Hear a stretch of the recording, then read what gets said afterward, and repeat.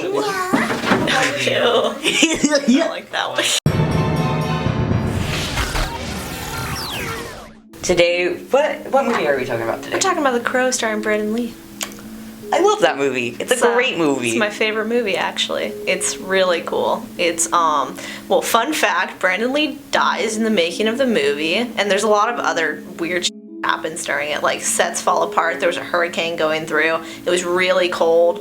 Like, the whole movie is cursed. Yeah, they say it's cursed, but, it's still a really good movie. It's a really Great good movie. So, what was the first thing that you, like, stood out to you in the movie?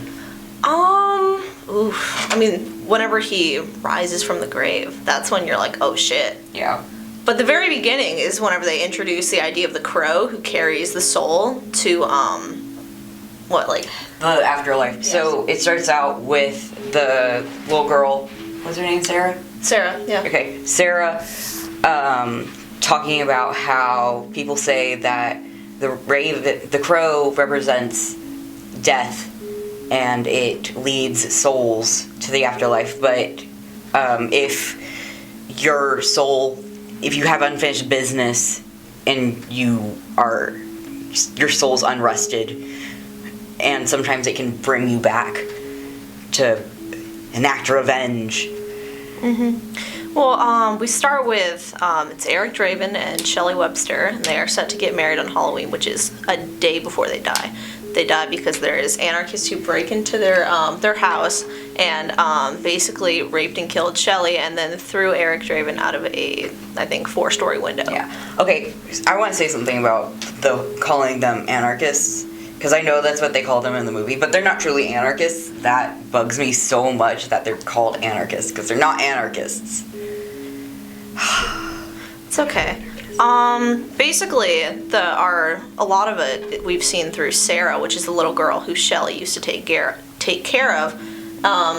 Sarah's mom is an addict and just does not take care of her at all. So Shelley was basically Sarah's best friend. Her mom's a bad person. Bad girl. No. She ends up almost sleeping. I think she does sleep with the guy who raped Shelley. Yeah, one of them. Basically, Eric rises from the grave a year after their death, which is, once again, the night before Halloween. And on the night of Halloween, all of the anarchists and this big group that basically runs the town, they just, every year, they set everything on fire. They try to make everything bigger and bigger each year. And they call it Devil's Night? Yeah, Devil's Night. Because the sky turns red because of the fires and such. Yeah, and, Halloween. Oogie.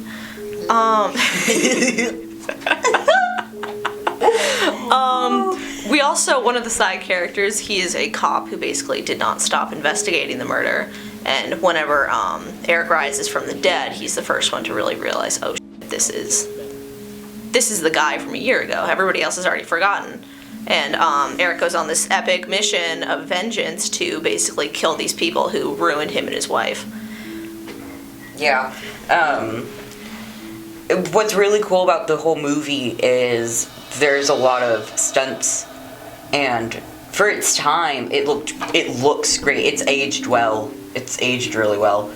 And there's a lot of stunts in it, and the whole representation of the crow in it, the crow that played the crow is so smart. I love crows so much. Yeah, well, another thing that's really cool about the movie is that the actual actor, Brandon Lee, this was going to be his first, big movie. And he died fairly early on, so this was the first time they had really used CGI to put his face onto somebody else to make them look like, since he died so early into the movie, but they wanted to still release it in, honor of him and his memory. Actually, it said in the first scene, whenever he rises from the grave, I watched a lot of stuff on it, he bathed in ice water for around an hour to imitate the feeling of being dead and rising from the dead, and all the people told him, don't do that, worry about your health, that's crazy. So it really shows how into this part he was and how awful and tragic it is that he didn't get to finish the movie. There's these two main bad characters the leader of the anarchists, and he's doing stuff with his sister. Like, they're siblings, and they're full on making out in the movie. It's weird. And he also has this thing with eyes. She loves eyes. She, like, literally rips eyes out of people's face, which is really nice towards the end, because she gets her comeuppance. Eyes pecked out, yeah. She gets her eyes scratched out by the crow, so... Yeah. I think this whole movie is very, like, you know, back at you. Basically, the one who's been injecting heroin gets killed by the heroin. The one who sliced his wife got killed by his own knives. You know, really, it's really cool, and I think that it's... Oh, there's a cat. So I just remembered there's a cat. The cat's name is Gabriel, and that just makes me think of the Archangel Gabriel. Yeah, there were some weird Bible references in there. The movie was really funny. Oh, like, yeah, it was. There was a lot of comedy in it. The first time I saw it was really dark, and I didn't really catch a lot of comedy, but there's some cops who are really fucking funny. How old were you when you first saw the first time? I saw it roughly a year ago. Oh, really? Yeah, not too long ago. Because I was like, well, if you saw it when you were younger, most of the jokes would probably fly over your head. Well, it's just the cop saying, "What the crap?" What the crap? Okay, so after he kills all of these people, he goes back to try and return to his grave because his work is done. He's ready to rest with his wife again. But this this big bad guy, I don't remember his name, but he basically kidnaps Sarah to keep him here and kill him. Because he wants his power. He wants the eyes. Mm-hmm. He's, Again, whole eye thing. Really weird. Yeah. Well, they figure out that if you kill the crow, then he no longer has his powers. And so Eric all of a sudden can't heal, and he isn't immortal anymore. He can die. And so it becomes this realistic, oh shoot, he's got to save Sarah with the help of this cop who is now there. I believe he lives in the end, but he becomes our hero. Just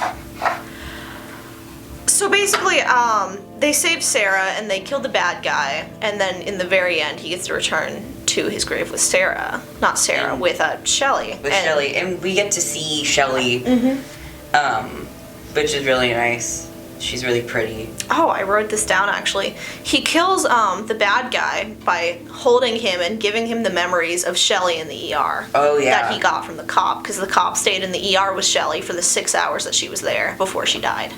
What's funny is, like, the bad guy is like, sorry my guys killed your wife, but if it makes you feel any better, you're fun to play around with. Yeah, and I'm like, what? Mm-hmm. Yeah, it was... That, granted, he's just a bad guy all around. Like, you know he's the bad guy, because he just looks like a douche. He's got, like, long hair, he's got... You said he looks like the band teacher. He looks like our band teacher, kind of, which is really funny. Band teacher's a bad guy, my dude. I'm kidding. We love Darian. He's a great man. Well... I had a lot of things written down about the colors that they use. Oh, yeah. You brought up the cat. The cat is white. Mm-hmm. The color palette in the movie is very muted, but certain things have, like, bright colors. Like the cat, he's white, which clashes with the darkness of almost the entire environment. Mm-hmm. And whenever one of the guys explodes, when he throws the TNT. So, what we're talking about is one of the guys is locked in his car and has a bunch of TNT in his car, and it's lit up by the crow, and he dies. But when he dies, it explodes and it's really bright and colorful. Yeah. One thing to really note is that Eric Draven was in a band. He was a rock star. That's how people knew him. And a big, the way Sarah realized it was him is because he referenced one of his songs by saying, "It can't rain all the time." And she went back and listened to one of the vinyls that, told her that was on loop of "It Can't Rain All the Time," which... This one really. I have paid- like multiple students who love this movie. It's a great movie. I highly suggest you watch it if you haven't already. If you haven't already, what have you been doing with your life? Have you been living under a rock? Probably. So yeah. Anything else? I think that's about it. The movie is great. I'd recommend it. 5 stars. 5 stars. Bye.